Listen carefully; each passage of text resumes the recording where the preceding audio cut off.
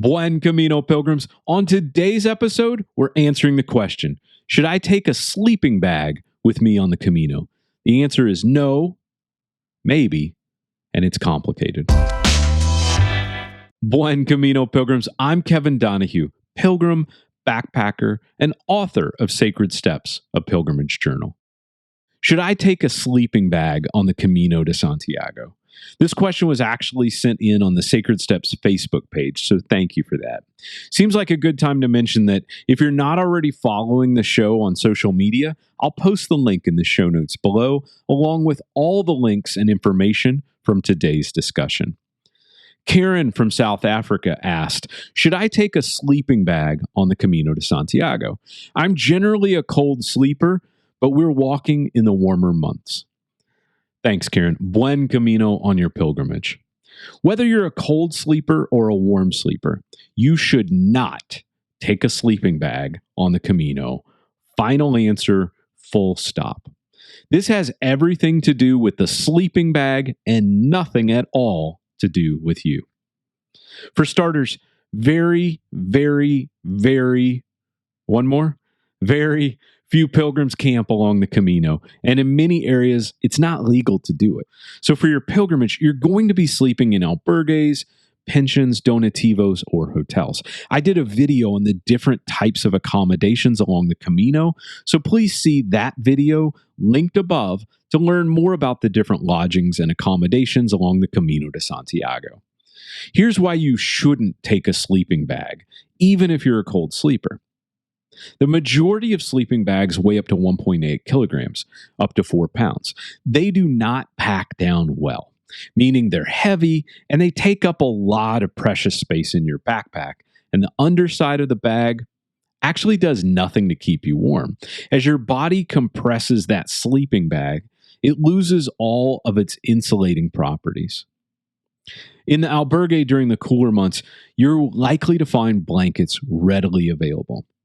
I've heard a story or two about blankets not being available or an albergue not having enough blankets, but I've never seen that happen personally. If that's happened to you, put a note in the comments and let me know how you managed with the albergue. So the blankets provided to pilgrims tend to be synthetic polyester blends that do a fairly good job of keeping you warm, especially in a communal space. I have found that the dormitory-style albergues tend to be warmer than ambient room temperature, and that can help, especially in the cooler months. Most pilgrims stay warm either with a provided blanket or just by wearing different sleeping clothes or layers. In the warmer months, most albergues do not provide blankets on the bed, but may still make one available upon request. So generally speaking, you're not likely to need a heavy sleeping bag in an albergue. Now, if you are absolutely a cold sleeper, let me give you an alternative to consider: a down throw blanket. Whether you choose natural down or synthetic, these small blankets are perfect for the Camino. I actually travel with a down blanket on some of my backpacking trips when I'm sleeping outdoors in 60-degree weather, about 15 degrees Celsius, and I find that they work really well. And there are a lot of companies that make these down blankets, so check out the show notes below. But here's what I'm looking for when I say down blanket. I'm looking for approximately 1.9 meters by 1.25 meters, about 77 inches by 50 inches or so, with a 650 downfill measure.